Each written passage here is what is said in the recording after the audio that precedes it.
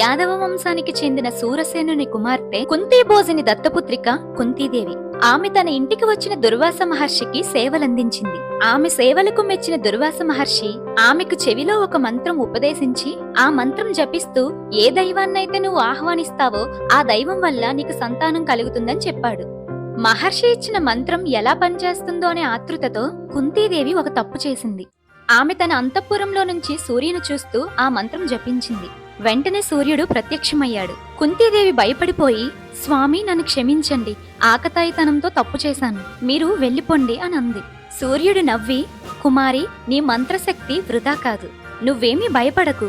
నా వల్ల కలిగే కుమారుడు కవచకుండరాలతో పుట్టి మహాదాతగా ఎదిగి తనకి తానే సాటిగా నిలుస్తాడు. ఇలా అంటూ సూర్యుడు కుంతీదేవిని చేరదీసుకున్నాడు. ఫలితంగా ఆమెకు తేజోవంతుడైన కుమారుడు కలిగెను.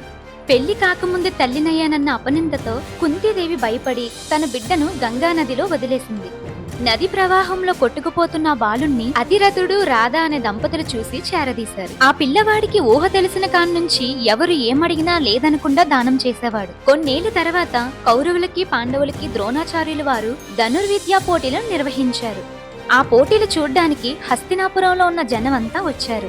అందరితో పాటు కర్ణుడు కూడా వచ్చాడు. అందరిలోనూ అర్జునుడు చూపించిన ధనుర్విద్యా కౌశల్యం అందరికీ బాగా నచ్చింది. ద్రోణాచార్యుల వారు తన ప్రియశిష్యునిగా అర్జునుని ప్రకటించి గుండెలకు హత్తుకున్నాడు. అది దుర్యోధనుడు చూసి తట్టుకోలేకపోయాడు. ఇంతలో కర్ణుడు జనాల మధ్యలో నుండి వచ్చి, అర్జున, ఈ మాత్రం విద్యలు నేను ప్రదర్శించగలను, కావాలంటే ఇంతకంటే గొప్పగా కూడా ప్రదర్శించగలను, ధైర్యం ఉంటే ముందుకురా అని కర్ణుడు సవాలు చేశాడు. అప్పుడు అక్కడున్న వాళ్ళందరూ ఆ మాటలకి ఆశ్చర్యపోయారు. అప్పటికే అసూయతో రగిలిపోతున్న దుర్యోధనుడు కర్ణుడు మాటలు విని ఆనందంతో పైకి లేచాడు. కానీ ద్రోణాచార్యుల వారు కర్ణుడి దగ్గరికి వచ్చి, నాయనా, ద్వంద్వ యుద్ధాలకి దిగేవారి కులాలు సమానంగా ఉండాలి. అర్జునుడు పాండురాజుని కొడుకు. మరి నువ్వు ఏ రాజ్యానికి చెందినవాడివో నీ తల్లిదండ్రులు ఎవరో చెప్పి అప్పుడు ముందుకురా.